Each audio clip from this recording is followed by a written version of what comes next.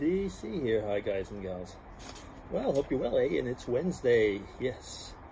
Oh, it means that the week we're halfway through, and I am so happy that it's halfway through. Yeah, it hasn't been an easy week. I'm not even talking about the work stuff, but doing work around the house, and then it's been very hard at work. And we've kind of getting around finding out what has been, damaged and all. I showed a little video. We're pretty lucky overall. But anyway, I thought, a lot of people, of course, as soon as there's a storm, immediately people start screaming climate change. And I'm not saying there isn't anything, but, we've been around for longer than 500, 1,000 years or whatever. So anyway. But having said that, this has not been a good year. And it's been a very, very bad year. And, if you add that to the COVID stuff, of course, people are getting really, really nervous. But of course, climate change right now is really big business. Big business. So anything that you can put on the back of climate change is great. It's great, isn't it? Because you'll be able to really push and say we've got to do things like make more cars with batteries. Did we forget where the batteries come from? Well, anyway, we'll see.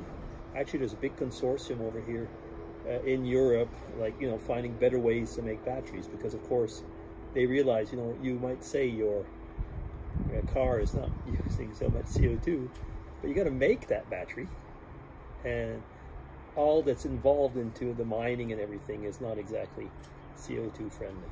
Anyway, I found an interesting article. I'll show it to you. Here we are. It was on Science Direct. You can get that actually in your mailbox. It's really interesting. And it said the climate impact of wild pigs is greater than 1 million cars. Oh, this was published 20th of July, 2021, from the University of Queensland in Australia. But the summary, I'll just read the summary, and it's interesting because they say by uprooting carbon trapped in soil, wild pigs are releasing around 4.9 million metric tons of carbon dioxide annually around the globe, the equivalent of 1.1 million cars. Now, I mean, you hear a lot going on about cows and when they fart, cow farts. Oh yeah, cow farts are killing the planet and so on. Now, I think we're going to have to start eating wild boar. This is interesting, but they were just basically going on about that. Of course, it's somebody's fault. It's definitely not the wild organization. It's definitely not the wild pig's fault. It's mismanagement. Mismanagement. If you have a forest fire, it's not mismanagement, it's the climate. But if you have wild pigs, it is, again, it's mismanagement. I'm being facetious, but there's a lot of times things like that come out. Anyway, but they were just saying, there's a really ever-expanding population of feral pigs that could be a significant threat to the climate.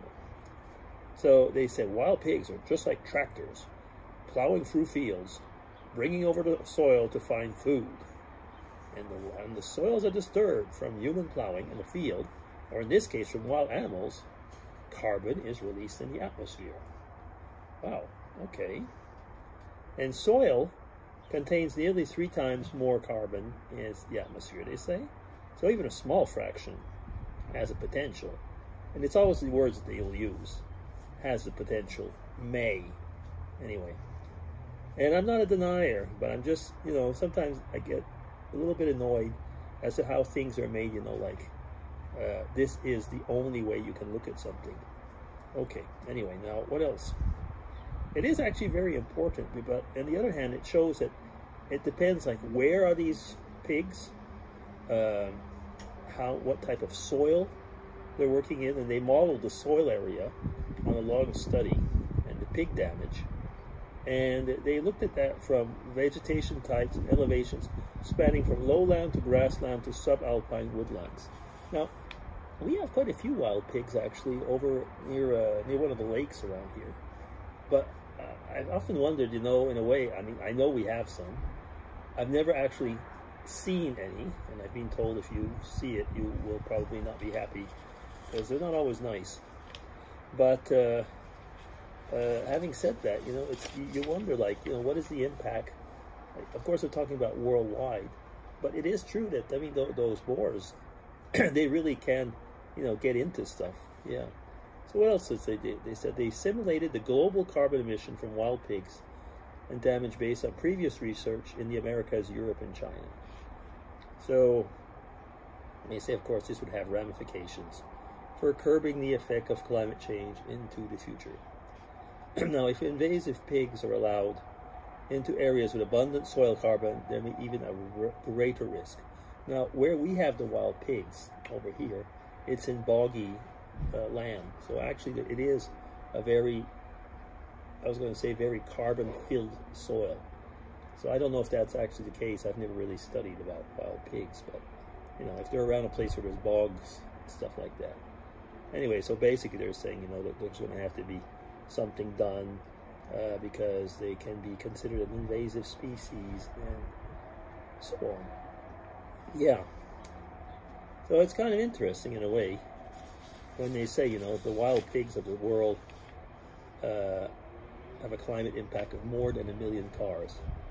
Having said that, I don't know how many cars there are in the world, but there's a lot more than 1 million. So it's, in a way, it's probably rather small in a relative type of thing.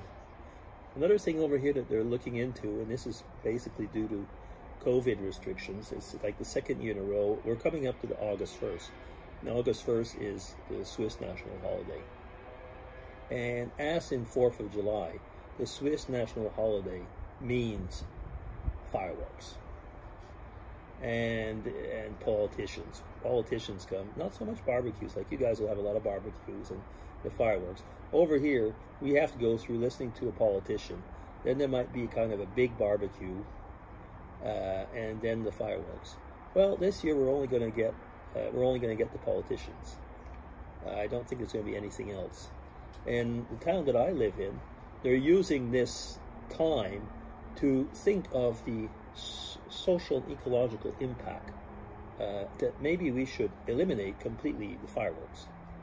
Well, that'll make a lot of people sad because they actually said, like in the subnote in the article, of course, if we eliminate them for the public, we'd have to eliminate them for private people as well, because if it will just move over to them and it'll be the same effect. So I think there's going to be a little bit of a, I'm not going to say a social revolution, but you know, over here in Switzerland you can vote for everything.